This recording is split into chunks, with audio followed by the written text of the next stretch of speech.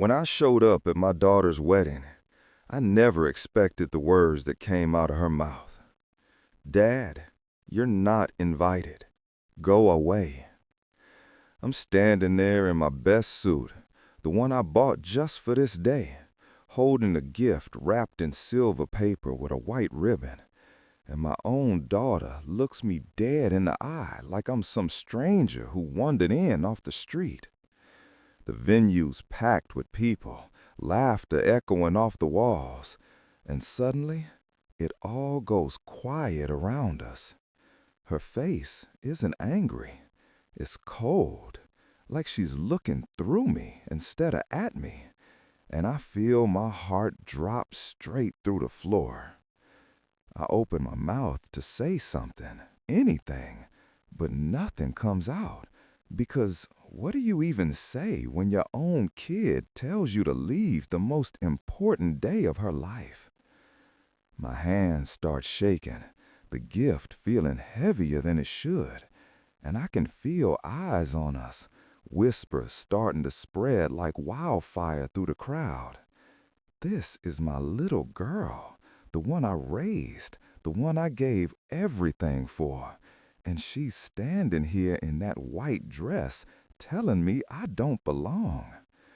The rejection hits different when it's public, when it's in front of all these people who are probably wondering what kind of man gets kicked out of his own daughter's wedding. And I'm standing there trying to hold it together while my world's falling apart. Before I continue, tell me where you're watching from. Drop your location in the comments and tell me what time it is right now. And hey, if you're new here, hit that subscribe button so you never miss stories like this. So let me back up and tell you how I even got here, because this story didn't start at the wedding. It started way before that. See, I got the invitation 3 months ago. Came in the mail in this fancy cream-colored envelope with gold lettering. And man, when I opened it and saw her name printed there, Sarah Mitchell, soon to be Sarah Crawford, I cried like a baby right there at my kitchen table. Her mother would have been so proud. That's all I could think about. My wife died when Sarah was only 7 years old.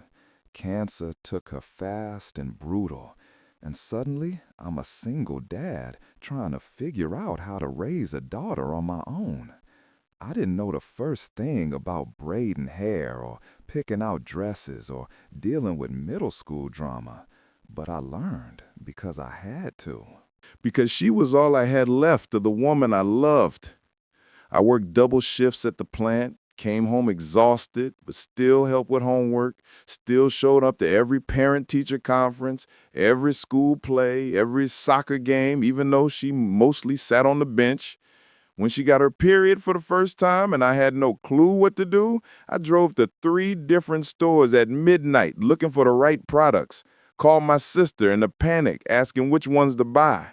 That's how we did it, just the two of us against the world. And sure, it wasn't perfect, but I thought it was enough. I thought she knew how much I loved her. Things started changing when she went off to college, though. She got into this fancy university upstate, full scholarship, because my girl's always been smart as hell, and I was so proud I could barely see straight.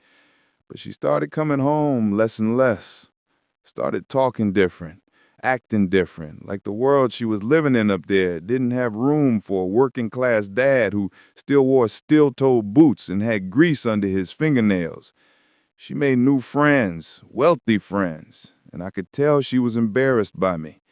When she'd come home for holidays, she'd spend most of the time on the phone, barely looked at me across the dinner table.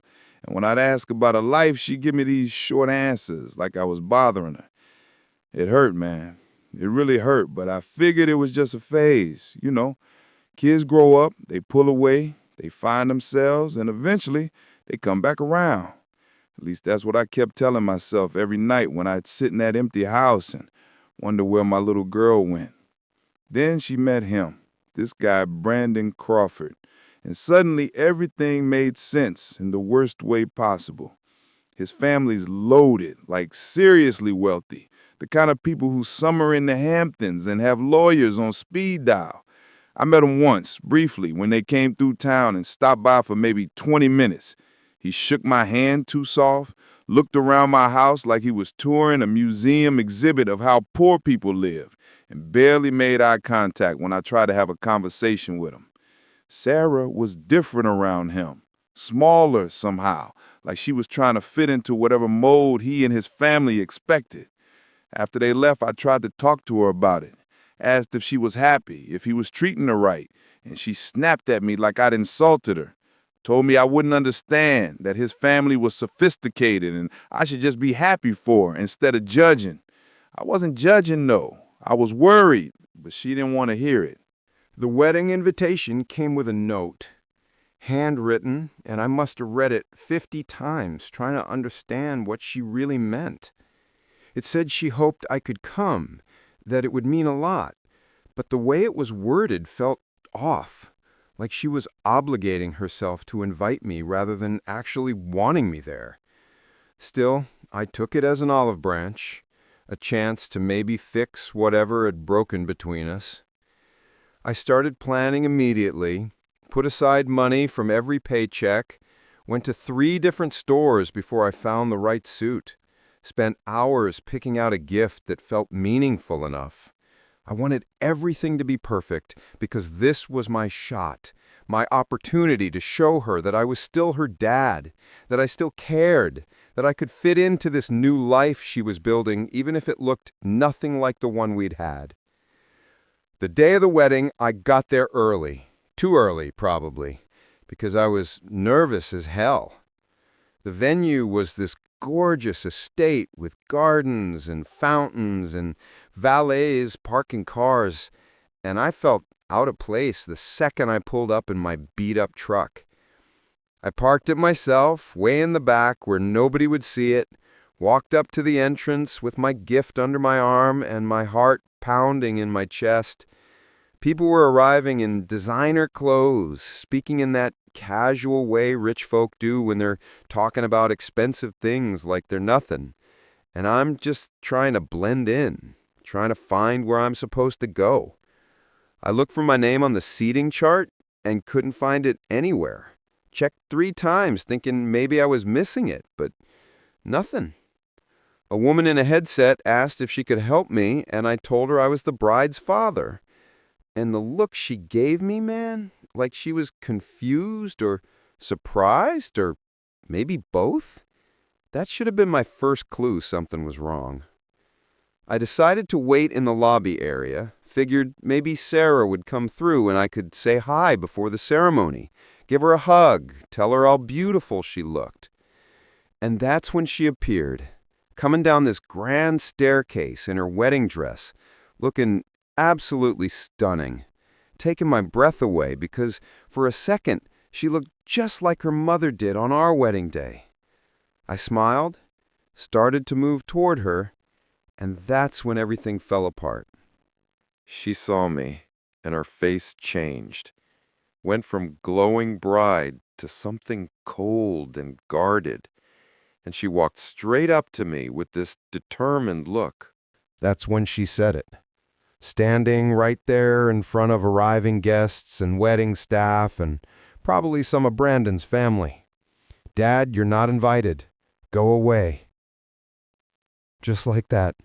No hesitation, no apology, like she'd been planning exactly what to say if I showed up. I tried to speak, my voice coming out rough and confused, asking her what she meant, reminding her that I got an invitation, that I'm her father, that I should be here. She cut me off, told me that the invitation was sent by mistake, that Brandon's mother was handling the guest list and didn't realize Sarah had decided not to include me. She said it so matter-of-factly, like she was explaining a minor scheduling error instead of breaking my heart into 1,000 pieces. I asked her why. What did I do? How could she not want her own father at her wedding? And her answer is something I'll never forget. She said, "I don't fit into this life. that Brandon's family has expectations, that it would be easier for everyone if I just wasn't there. Easier for everyone except me, apparently, but I guess I didn't count. There were people watching now, definitely watching, and I could feel their stares burning into my back. Sarah's eyes were dry, not a tear in sight, like this wasn't affecting her at all, like I was just an inconvenience she needed to handle. I looked down at the gift in my hands, this stupid, silver-wrapped box that suddenly felt meaningless, and I didn't know what to do with it. Part of me wanted to drop it right there on the floor, let it smash and make a scene, show everyone what kind of daughter would do this to her father. But I didn't, because that's not who I am, and I wouldn't embarrass her even when she was actively destroying me. I held on to that gift like an idiot, held on to my dignity by a thread. And I asked her one more time, quiet, almost begging, "Sarah, please, I'm your dad. I raised you, I love you, please don't do this." And you know what she said? She said, "I know, and I'm sorry, but you need to go now." The way she said sorry, like it was an afterthought, like she was sorry it was awkward but not sorry for what she was actually doing, that's what finally made something inside me break. I nodded, couldn't trust my voice anymore, and I turned around and started walking. Every step felt wrong. Felt like I was abandoning her all over again. Except this time she was the one doing the abandoning. The people in the lobby pretended not to stare, but I felt every single pair of eyes on me as I made my way back through those fancy doors, past the gardens I'd admired on the way in, past the fountain that now sounded like it was mocking me. My truck was where I left it, alone in the back corner of the parking lot, and I got in and just sat there. The gift was still in my hands, this physical reminder of how stupid I'd been to think things could be different, to think I still had a place in her life. I set it on the passenger seat and pulled out the invitation from my jacket pocket, stared at those gold letters that had given me so much hope, and now they just looked fake, hollow, meaningless. My daughter just told me to leave her wedding. My little girl who I used to carry on my shoulders, who I taught to ride a bike, who I stayed up with all night when she had nightmares after her mom died. That little girl just looked at me like I was nothing. The tears came then, hot and angry and sad all at once, and I let them fall because there was nobody around to see, nobody to judge me for falling apart in the front seat of a truck that's older than most of the cars in this parking lot. I whispered to the empty car, to the invitation still clutched in my shaking hands. Maybe she's right. Maybe I don't belong there. And the worst part is, I almost believed it. Almost let myself think that I wasn't good enough, that a factory worker dad with calloused hands and a simple life wasn't worthy of being at his own daughter's wedding. I sat there as the sun started to set, knowing that inside that beautiful venue, my daughter was walking down an aisle I wouldn't see, marrying a man I barely knew, surrounded by people who probably didn't even know I existed. And I wondered how we got here, how love and sacrifice and years of trying my best ended with me alone in a parking lot, uninvited to the biggest moment of her life. I'm still sitting in that car, engine off, windows up, and the silence is so loud it's deafening. The invitation's getting crumpled in my grip because my hands won't stop shaking, and I can't seem to let it go, even though holding on to it feels like holding on to a knife that's cutting me from the inside out. The sun's dropping lower now, casting these long shadows across the parking lot, and I keep thinking any minute I'm going to start the truck and drive away, but my body won't cooperate. Like if I leave, then it's really real. Then it really happened. And my daughter really just told me I'm not good enough to be part of her life anymore. I close my eyes and suddenly she's 7 years old again, wearing that purple dress with the flowers on it that she insisted on wearing every single day for like 3 months straight. And she's holding my hand so tight, walking into her first day of second grade because she's scared. And I'm the only person who makes her feel safe. I remember how she used to crawl into my bed in the middle of the night after her mom died, crying and asking why mommy had to go away. And I'd hold her and make up stories about how mommy was watching over us from heaven, making sure we were okay. And she'd eventually fall asleep with her little hand clutching my shirt like if she let go, I might disappear too. There was this day, must have been when she was 9 or 10, and she was sitting at the kitchen table with crayons and construction paper spread out everywhere, tongue sticking out the side of her mouth the way she always did when she was concentrating real hard on something. I asked what she was making, and she got all excited, showed me these homemade wedding invitations she'd drawn. Stick figures of her in a triangle dress and me in a rectangle suit. And she said, "Daddy, when I get married someday, you're going to walk me down the aisle and it's going to be the best day ever because you'll be right there with me." I still have those drawings somewhere, probably in a box in the attic with all her other childhood stuff I could never bring myself to throw away.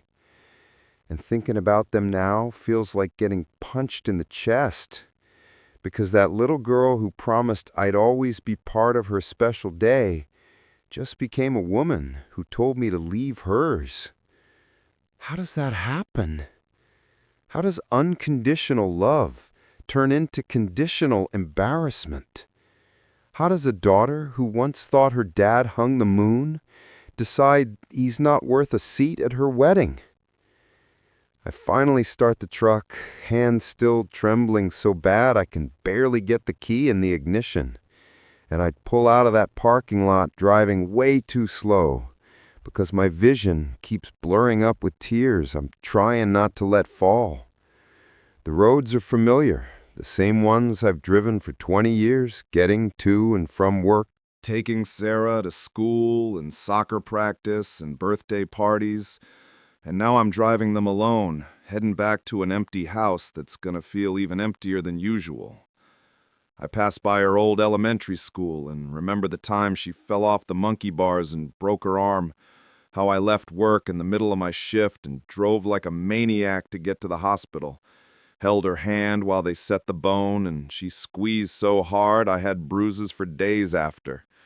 I passed the ice cream shop where we used to go every Friday after school. Her favorite was cookie dough, and mine was plain vanilla because I'm boring like that. And she'd always try to get me to try her flavor and make fun of me for being too simple. I passed the library where I'd take her every weekend, and she'd pile up books so high she could barely carry them, always reading way above her grade level, always so hungry to learn and grow and become something more. That's all I ever wanted for her, to become something more than what I was. To have opportunities I never had, to not struggle the way I struggled. I worked those double shifts at the plant not because I loved the job, but because the overtime pay meant she could have new clothes instead of thrift store hand-me-downs, could go on school trips without worrying about the cost, could apply to any college she wanted without student loans crushing her future. I skipped meals more times than I can count, told her I'd already eaten when really there just wasn't enough food in the house for both of us, and I'd rather go hungry than watch her do the same. When she needed braces, I picked up a third part-time job on weekends doing landscaping work.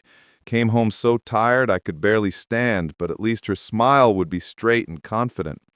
When she wanted to take piano lessons like her friends, I found a cheap keyboard at a pawn shop and taught myself YouTube tutorials so I could help her practice. because actual lessons were too expensive. Every single choice I made, every sacrifice, every missed meal and extra shift and tired bone in my body, it was all for her, always for her. And I never once asked for a thank you or expected her to owe me anything, because that's just what parents do. That's what love is.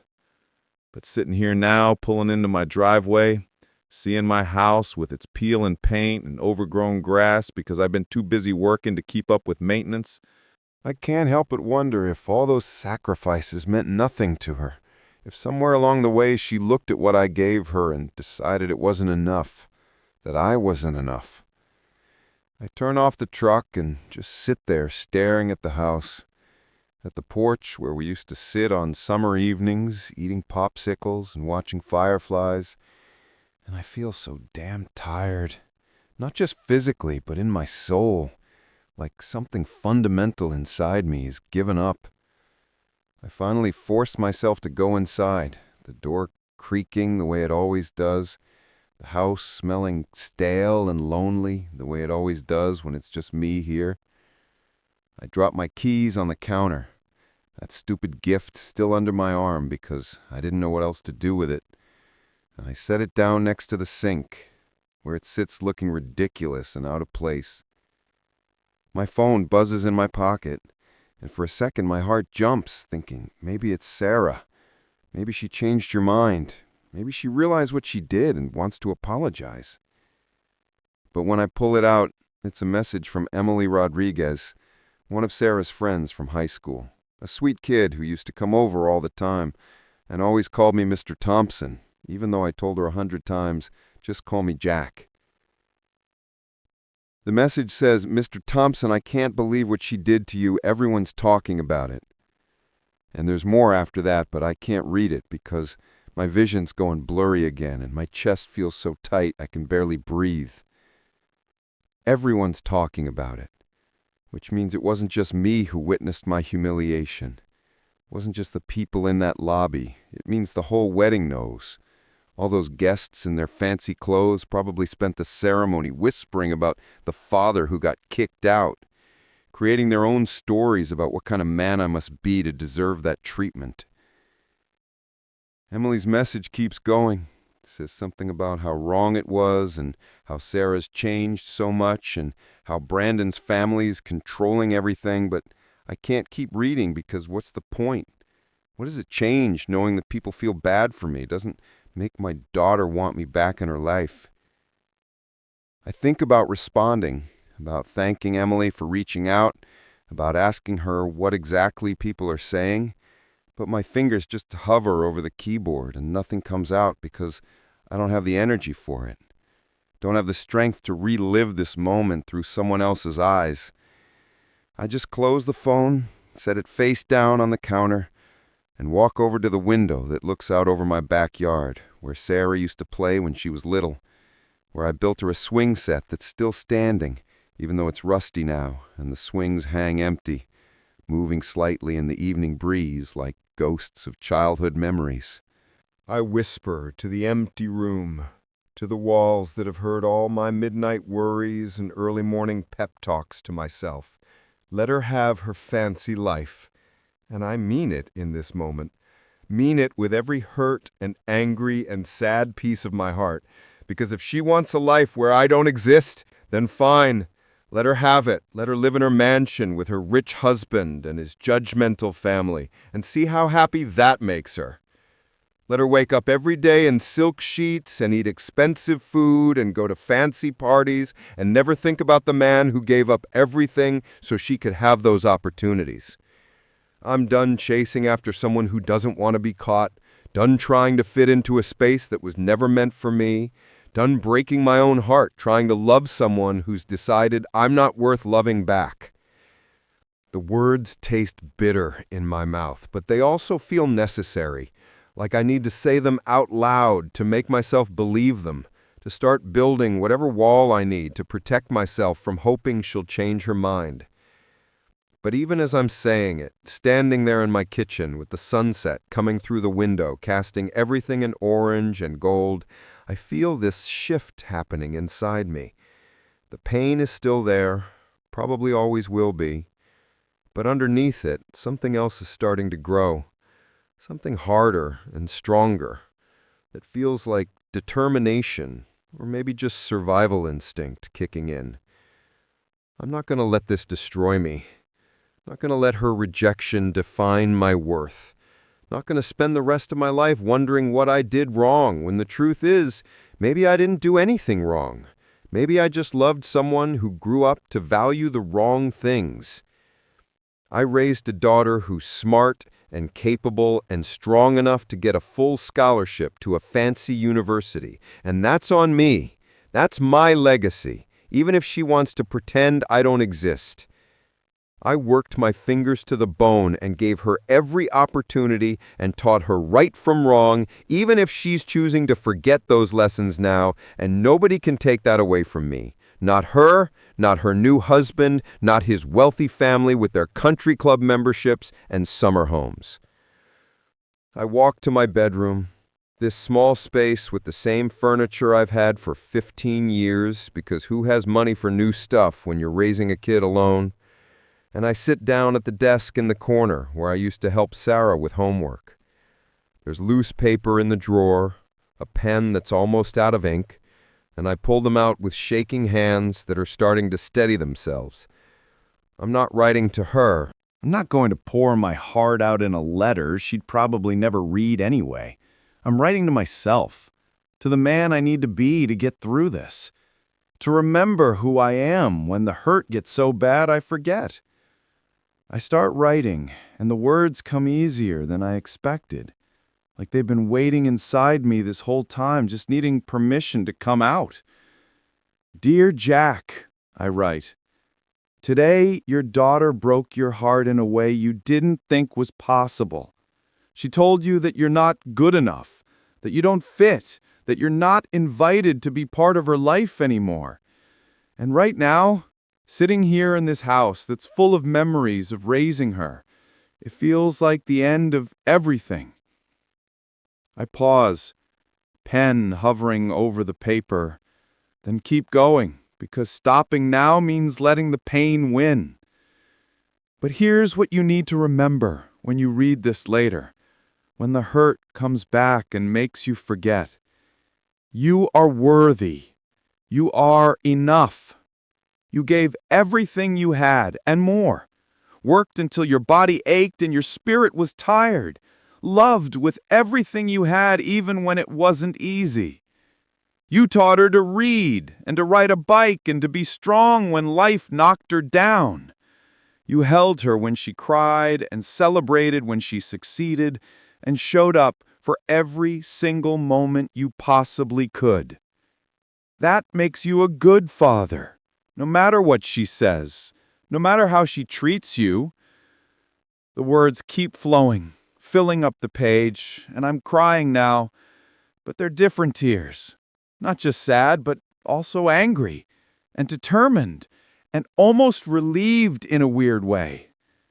You don't need her approval to know your worth. You don't need her acknowledgement to validate the sacrifices you made.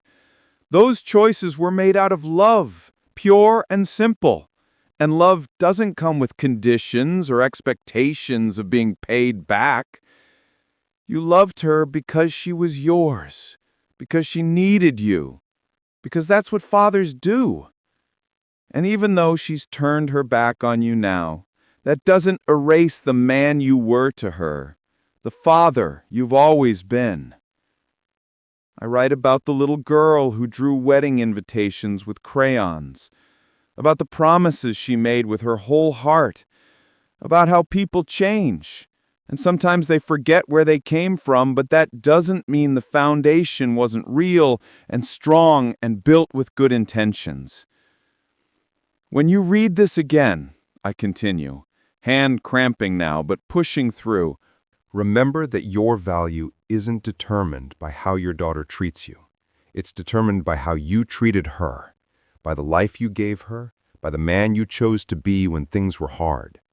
You could have walked away, could have decided single parenting was too hard, could have been bitter about losing your wife and taken it out on your kid, but you didn't. You stayed. You fought. You loved. And that matters, even if she can't see it right now, even if she never sees it. You know what you did, and that has to be enough. The page is almost full now, and I'm running out of space, but not out of things to say, so I flip it over and keep writing on the back. There will be days when you wonder if you failed her somehow, if you should have done more, or been more, or tried harder to fit into her new world. But the truth is, you gave her roots and wings, gave her everything she needed to fly, and if she chooses to fly away from you, that's her choice, not your failure. You taught her independence and strength and how to make her own decisions. And you can't be mad when she uses those skills, even if the decisions hurt you. All you can do is remember that you did your best with what you had, that your best was pretty damn good, and that you deserve to be proud of the father you've been, even if your daughter isn't proud to call you Dad anymore. I sign it, from the man you are to the man you need to remember you are. And I read it over once, twice, 3 times, letting the words sink in, letting them start to heal something that's broken inside me. I find an envelope in the drawer, old and slightly yellowed, but it'll do, and I fold the letter carefully and slide it inside. On the front, I write in block letters, "For when it hurts again," because I know this isn't a one-time pain. Know that there will be birthdays and holidays and random Tuesday afternoons when the hurt comes flooding back, and I'll need to remember who I am. I seal the envelope, the glue barely sticking because it's so old, and I set it on my nightstand next to the lamp and the book I've been reading and the picture of Sarah from her high school graduation that I can't bring myself to put away. The envelope sits there, looking small and insignificant, but feeling important, like a life raft I'm building for future storms. I stand up, bones aching from a long day of emotional torture, and I look around my bedroom at this simple life I've built. It's not fancy, not impressive, won't ever be featured in magazines or make anyone jealous, but it's mine, and it's honest, and it's been good enough to raise a smart, capable young woman, even if that woman doesn't appreciate it anymore. I catch my reflection in the mirror over the dresser and barely recognize the guy staring back, eyes red and face tired and looking every one of his 52 years. But underneath all that exhaustion, there's something else now, something that wasn't there this morning, something that looks almost like peace or acceptance, or maybe just stubborn determination not to let this break him completely. I had no idea that a few days later, karma would show up at her doorstep in a way none of us saw coming. A few days later, I got a call I never expected. It's Tuesday afternoon, and I'm at work, halfway through my shift, hands covered in grease from fixing a hydraulic press that's been acting up all week, when my phone starts buzzing in my pocket. I almost don't answer because I'm busy, and honestly, I've been avoiding my phone since the wedding, not wanting to see messages from people who were there, not wanting to deal with the pity or the questions or any of it. But something makes me pull it out, wipe my hands on my pants, leaving black streaks, and when I see her name on the screen, my heart does this weird stutter thing where it stops and races at the same time. Sarah. My first instinct is to let it ring, to send it to voicemail, to make her feel what it's like when someone you need doesn't pick up. But my thumb hits the answer button before my brain catches up, because apparently being a father overrides being hurt. I say hello, and what I hear on the other end breaks through every wall I've been trying to build. She's crying, not pretty tears, but ugly sobbing, the kind where you can barely breathe between words, and she's saying "Daddy" over and over like she used to when she was little and scared. My chest tightens up immediately because I haven't heard her call me that in years, not since she went off to college and decided Dad was more mature and sophisticated. And hearing it now in that broken voice does something to me I'm not prepared for. She's trying to talk, but the words come out all jumbled and desperate. Something about Brandon's family and money and being alone. And I have to tell her to slow down, take a breath, tell me what happened. Even though part of me wants to say, I don't care, you made your choice, figure it out for yourself. When she finally calms down enough to speak coherently, the story comes pouring out like she's been holding it in, and I'm the only person she can tell.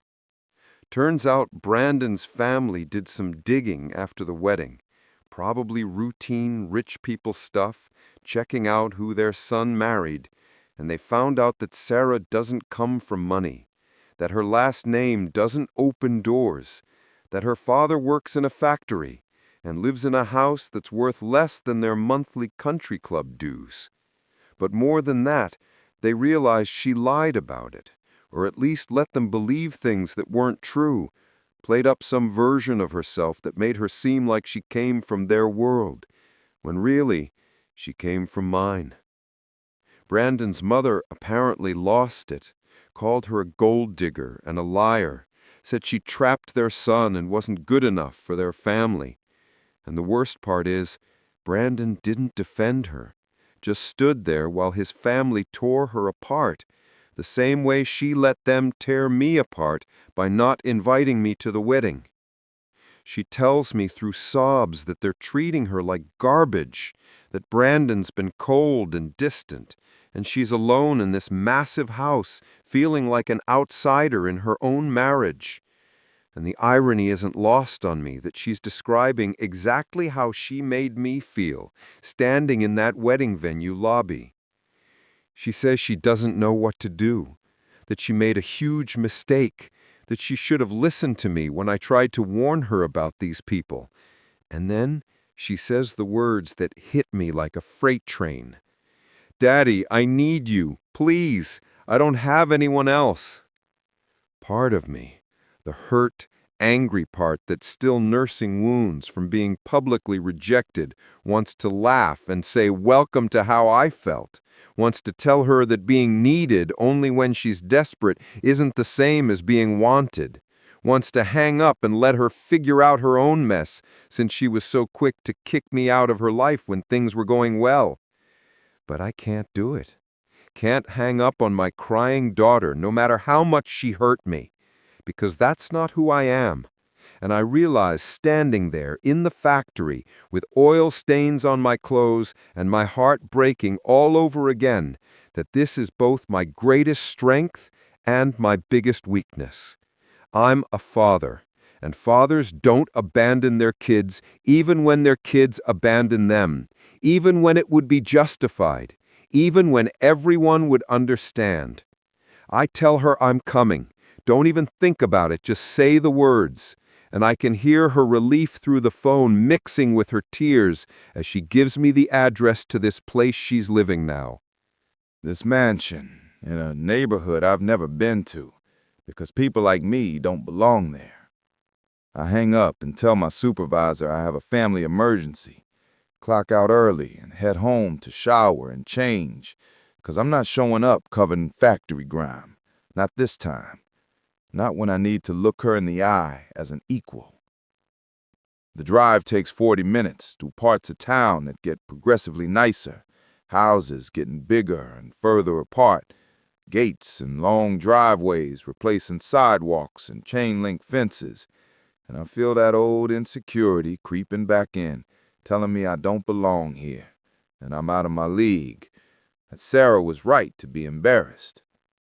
But then I remember the letter on my nightstand, remember the words I wrote to myself about being worthy and enough, and I straighten my shoulders and keep driving, because I'm not going there as the broken man who got kicked out of a wedding. I'm going as a father who's choosing to show up even when he doesn't have to. And that makes me more of a man than anyone in these fancy houses could ever be. I find the address finally. This enormous colonial with columns and a circular driveway and landscaping that probably costs more to maintain than my mortgage. And I sit in my truck for a minute, gathering courage, 'cause seeing her again is gonna hurt. Helping her is gonna hurt, but not helping would hurt worse. I walk up to the front door, and before I can even knock, it flies open, and there she is, my daughter, looking small and lost and nothing like the confident bride who dismissed me days ago. Her eyes are swollen from crying, her hair's a mess, she's wearing sweatpants and an old college t-shirt, and when she sees me standing there, something in her just crumbles, and she runs at me like she used to when she was little and I'd come home from work.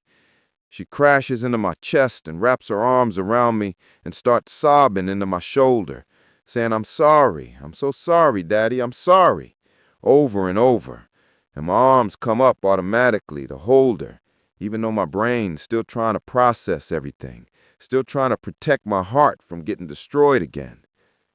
She feels so small in my arms, this grown woman who just got married, and for a second, she's 7 years old again, and I'm all she has in the world, and nothing else matters except making sure she's okay. We stand there in the doorway for I don't know how long, her crying and apologizing, and me just holding her because I don't know what else to do. Don't trust my voice not to break if I try to speak. Eventually, I guide her inside, close the door behind us, and we end up sitting on this expensive couch in a living room that looks like it came straight out of a magazine. Everything perfect and pristine and completely lifeless. She pulls away from me finally, wiping at her face with her sleeves, and tries to explain everything again now that she can breathe. Tells me about how Brandon's family found out the truth, how they've been treating her like she's worthless, how Brandon just goes along with whatever his mother says like he doesn't have a spine of his own. She tells me she finally understands what I was trying to tell her, that money and status don't mean anything if the people around you don't actually care about you, that she gave up the one person who loved her unconditionally for people who only loved the version of her they thought she was. The words pour out of her like confession, like she's been holding all this in and needs to purge it. And I sit there listening and feeling this complicated mix of vindication and sadness, because I was right about these people. But being right doesn't feel good when it means watching your kids suffer. She looks at me with those red, swollen eyes and says, "I get it now, Daddy. I finally understand what real love looks like, what sacrifice means. And I threw it away because I was ashamed of where I came from, and I hate myself for it." She tells me about remembering all the things I did for her growing up, the double shifts and skipped meals and cheap keyboard from the pawn shop, how she took it all for granted and thought she deserved better, when really she already had the best and was too stupid and shallow to see it. She says watching Brandon's family turn on her made her realize that's exactly what she did to me. Rejected the person who loved her most because he didn't fit some image she had in her head of what her life should look like. The apology is real, I can tell. Not just words she's saying to get me to help her, but genuine remorse that's eating her up inside. And part of me wants to just forgive everything immediately and tell her it's okay and we'll figure it out together like we always did. But I can't do that. Can't just pretend the wedding didn't happen. Can't ignore the fact that she publicly humiliated me and made me feel worthless, and now only wants me back because her fancy new life fell apart. So I sit there in this awkward silence, her waiting for me to say something, and me trying to find words that are honest without being cruel, trying to balance being her father with respecting myself enough not to be a doormat. Finally, I speak, and my voice comes out steady. Not angry, but not soft either. Just honest and tired and maybe a little sad. I tell her that I appreciate the apology, that I can see she means it, but that sorry doesn't erase what happened, doesn't undo the pain of standing in that lobby being told I wasn't wanted, doesn't make up for years of her pulling away and being embarrassed by me. I tell her I love her, always have and always will, because she's my daughter, and that doesn't change. But that love doesn't mean letting her treat me however she wants without consequences. I tell her about the letter I wrote myself, about remembering my worth, about deciding that I'd rather be alone than be someone's backup plan when their first choice doesn't work out. She starts crying again, hearing this, nodding like she understands, like she knows she doesn't deserve my forgiveness, but hoping for it anyway. And I realize in this moment that forgiveness isn't about her deserving it. It's about me choosing not to carry around bitterness and anger that'll only poison my own life. But forgiveness doesn't mean forgetting, doesn't mean going back to how things were, doesn't mean pretending she didn't hurt me as badly as she did. I tell her I'll help her, that I'm her father, and I won't abandon her, even though she abandoned me, but that things have to be different now, that she needs to understand I'm not going to let her walk all over me again, that respect goes both ways, and if she wants me in her life, then she needs to act like it, not just when things are falling apart, but always. I tell her she needs to figure out what she really wants, whether this marriage is something worth fighting for, or if she jumped into it for the wrong reasons and needs to admit that, whether she's willing to stand up to Brandon's family, or if she's going to keep trying to be someone she's not to make them happy. I tell her I'll support whatever decision she makes, but I won't make it for her, that she's a grown woman now, and part of being grown is owning your choices and their consequences. She listens to all this, really listens, and I can see something shifting in her face, some understanding clicking into place that wasn't there before. She nods and says she deserves everything I'm saying, that she was horrible to me, and she doesn't expect me to just forget and forget, that she wants to earn back my trust if I'll let her try. And here's the thing about being a parent, about loving someone who's hurt you. You want to believe they can change, want to give them that chance even when logic says you shouldn't, want to hope that this painful lesson will actually teach them something. So I tell her, okay, we can try, but it's going to take time and effort and her actually showing me through actions, not words, that she's different, that she values me, that I matter to her not just when she needs something, but period. We talk for hours after that. Really talk, like we haven't in years. And some of it's painful, and some of it's healing, and all of it's necessary. She tells me about her life, her real feelings about Brandon and his family, her regrets and fears and the pressure she put on herself to be someone impressive. I tell her about the loneliness of the last few years, watching her drift away, about the hope I had for the wedding and how destroyed I felt when she rejected me, about the letter and the determination to remember my worth. It's messy and emotional, and there are tears and long silences and moments where I almost walk out because it's too hard, but we push through, because that's what you do when you're trying to rebuild something that's been broken. You sit in the discomfort and do the work. By the time I leave, it's dark outside, and I'm exhausted in every possible way, emotionally wrung out, but also somehow lighter. Like putting all this out in the open released some pressure that's been building for years. We hug at the door, and it's different from the desperate clinging earlier. It's tentative but real. Two people who love each other trying to figure out how to do it better.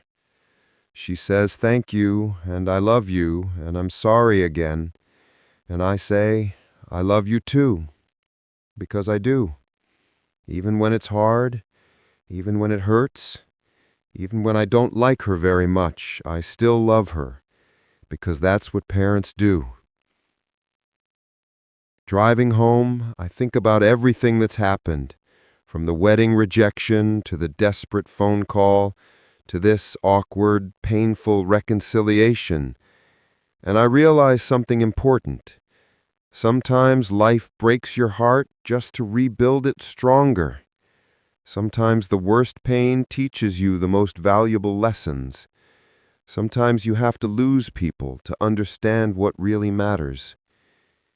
Forgiveness doesn't mean forgetting what happened, or pretending it didn't hurt, or letting someone off the hook for their actions. Forgiveness means choosing not to let their mistakes define your life, choosing to release the anger that's only hurting you, choosing to give grace even when it's not deserved, because holding on to bitterness is like drinking poison and expecting them to die. I'm choosing to forgive my daughter not because she's earned it, but because I deserve peace, because carrying around this hurt serves nobody, because I want to be the kind of man who can be hurt deeply and still choose love over revenge. That doesn't mean our relationship goes back to normal overnight. Doesn't mean I forget standing in that parking lot whispering that I don't belong. Doesn't mean the wound is magically healed. It means I'm willing to work towards something better, to give her a chance to do better, to believe that people can learn and grow and change when life humbles them enough. The thing about grace is it's not fair, and it's not about what someone deserves. It's about who you choose to be when you have every right to walk away. I'm choosing to be the father who shows up even when it would be easier not to, who helps even when he was hurt, who forgives even when the forgiveness feels premature. Not because I'm a saint or because I'm weak, but because I looked at my options and realized that staying angry was only hurting me, that cutting her off completely would leave a hole in my life that nothing else could fill, that being the bigger person sometimes means swallowing your pride and extending your hand to someone who knocked you down. It's not easy, and it doesn't feel triumphant, and there are moments I question if I'm doing the right thing, but deep down I know that this choice, this grace, this forgiveness that doesn't erase accountability but creates space for redemption, this is what love looks like when it grows up. If you've ever been hurt by someone you love, remember, you can walk away with grace and still come back stronger. You can forgive without being a doormat. You can love someone and still demand respect. You can give second chances while maintaining boundaries. The pain of betrayal doesn't define you unless you let it. And sometimes the strongest thing you can do is choose healing over hatred, growth over grudges, forgiveness over festering wounds. My daughter broke my heart in a way I didn't know was possible. But I'm not going to let that break define the rest of my story. Not going to let her worst moment be my permanent identity. I'm going to show up, do the work, demand better, and hope that grace creates the space for both of us to become better versions of ourselves. And if my story hit your heart today, don't forget to subscribe and join the comeback path, where every fall has a way back up.